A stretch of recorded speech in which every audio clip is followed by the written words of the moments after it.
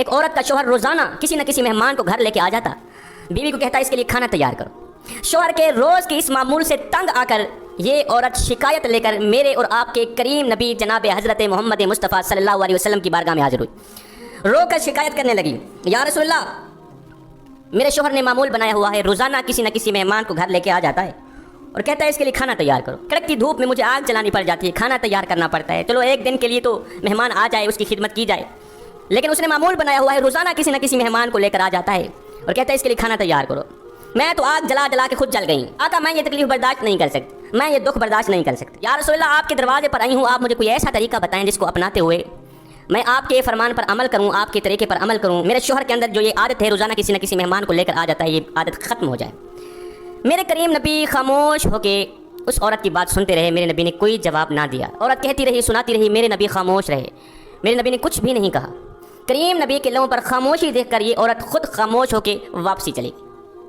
جب گھر میں گئی دوسرے دن میرے کریم نبی نے اس عورت کے شوہر کو بلایا، کہا کہ کل میں آپ کے گھر کا مہمان بننے والا ہوں۔ وہ تو خوش ہو گیا، دوڑ کر گیا، اپنی بیوی کو کہا کل اللہ کے نبی ہمارے گھر کے مہمان بننے والے ہیں، کل آپ نے کھانا تیار کرنا ہے۔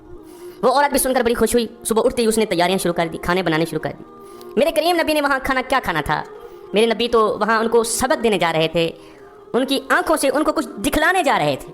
خیر دوسرے دن میرے کریم نبی ان کے گھر پہنچے، دسترخوان لگ گیا، کھانے لگ گئے۔ کھانا کھانے سے پہلے میرے نبی نے اس کے شوہر کو کہا کہ جب میں واپسی پر جانے لگوں اپنی بیوی کو کہنا دروازے تک میرے پیچھے پیچھے دیکھتی رہے گی، جب تک میں دروازے سے باہر نہ نکلوں، حویلی کے چار دیواری کے دروازے سے گیٹ سے باہر نہ نکلوں، بیوی کو کہنا کہ میرے پیچھے پیچھے دیکھتی رہے گی۔ اس نے ایسا ہی کیا۔ خیر میرے کریم نبی نے کچھ کھانا تناول فرمایا، کھانا کھانے کے بعد میرے کریم نبی دعا کرتے ہوئے اٹھے۔ اب یہ عورت میرے نبی کے فرمان پر عمل کرتے ہوئے اس عورت نے میرے نبی کے پیچھے پیچھے دیکھنا شروع کیا۔ دیکھتے ہی یہ عورت بے ہوش ہو گئی، اس کو ایسا منظر نظر آیا کہ تاب نہ لا سکی، برداشت نہ کر سکی، بے ہوش ہو گئی۔ میرے کریم نبی آگے چلے گئے۔ جب اس عورت کو ہوش آئی تو اس کے شوہر نے پوچھا کہ آخر وجہ کیا تھی، کیا تجھے نظر آیا تھا؟ مجھے تو کچھ بھی نظر نہیں آیا، تجھے کون سی ایسی چیزیں نظر آئی کہ تو دیکھ کر بے ہوش ہو گئی؟ اس نے کہا جب میرے نبی کمرے سے باہر نکل کر حویلی کے چار دیواری کے دروازے تک جا رہے تھے تو میں نے دیکھا کہ نبی کے پیچھے سانپ، بچھو، کیڑے مکوڑے اور بھی کافی ساری بلائیں تھیں، نبی کے پیچھے پیچھے جا رہی تھی۔ دوسرے دن یہ دونوں میاں بیوی نبی کی خدمت میں حاضر ہوئے۔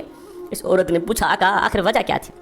میرے نبی نے فرمایا میں صرف تمہیں دکھلانے کے لیے گیا تھا کہ مہمان جو گھر میں آتا ہے، ایک تو وہ اپنا رزق ساتھ لے کر آتا ہے، وہ تمہارا کچھ بھی نہیں کھا کے جاتا، وہ اپنا رزق ساتھ لے کر آتا ہے۔ دوسری بات یہ ہے کہ جب وہ جاتا ہے تمہاری بلاؤں کو بھی ساتھ لے کے جاتا ہے، تمہارے گناہوں کو بھی ساتھ لے کے جاتا ہے، تمہارے اوپر جو مصیبتیں ہوتی ہیں یا آنے والی ہوتی ہیں ان تمام چیزوں کو ساتھ لے کے جاتا ہے۔